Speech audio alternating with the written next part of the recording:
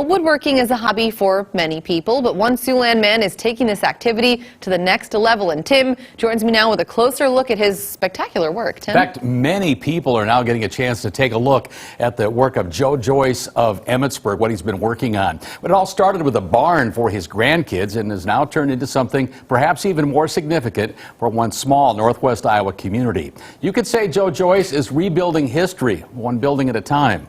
A walk down Main Street in this week's edition of Siouxland Stories. Welcome to Siouxland, Iowa. It's a great community. Population 82. We have 5 or 6 operating businesses here, and it's been a nice place to live. We've been here 48 years. Love it. Spoken just like you'd expect the mayor of a town established in 1885 to do. But the truth is, like many rural Iowa towns, Siouxland, with its new fire station, is a shadow of what it once was.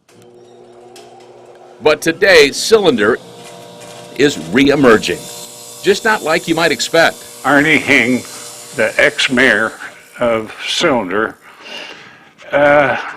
come to me one day. He says, you know, our old depot over in Siouxland is about ready to fall down. Could you make a copy of that before it does? And so that was my first building in Siouxland. Joe Joyce made a living in the grocery business. In the late 70s, he owned and operated 5 grocery stores, always making sure the meat and produce made the cut. Now, retired at 81, Joe continues to cut away. But now his work is priceless and takes place in his workshop. Turns out that deteriorating Milwaukee Railroad Depot was the start of something special. We had a kind of a community event where we had everybody come in. I think it was in December of 17 or 18. And we had a group of people come in and they just couldn't believe how good that looked. And about a year later, Joe came and said, I'm going to make some more of those buildings. Somebody gave me the Siouxland Centennial book. And I got reading through that, and it just got so interesting. By God, I'm going to start making some of them buildings. Since completing the depot in 2018, Joe Joyce has replicated 19 of the town of Siouxland's original buildings. Old livery and feed stable that I built. Martini gas station I built. First bank, original bank. Most of these buildings I'll get them done in a week or maybe a week and a half. Along with walnut harvested off of the family farm, Joyce uses floor underlayment for the walls and doors, cutting strips of wood to a 1/16 of an inch for shingles. I have my saw tilted 4 degrees, and this really makes for a nice shingle.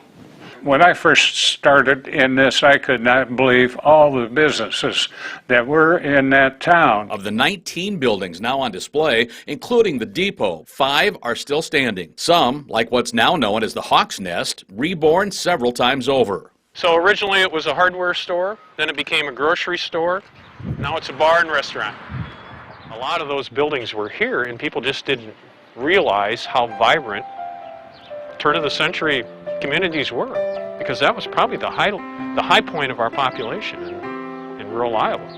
They had a jail in the town, and if I get a picture of it, I'm going to build it. I think life was a lot better when the small towns are alive and going, and I'm not a Walmart man. I'd rather go to the little corner grocery or whatever. Thanks to Joe Joyce, the small town of Siouxland and the businesses that once lined its streets won't soon be forgotten. He's got a talent for this, so I think it's getting us some notoriety, and it's been a great way to remember our city. And Joe says there's more building to be done. If I live long enough, I'm getting up in age a bit. I'm 81 years old and I can't do things like I used to do. Like I said, it's been a fun project for me. And you could probably say the same for all of those who now know a bit more about the town of Siouxland. And don't forget, if you know of someone with an interesting hobby or a story, make sure to let myself or Sophie know. Simply email news@KCAU-TV.com. That way we can share those stories with the rest of Siouxland. We do it every Thursday at 5 and 10.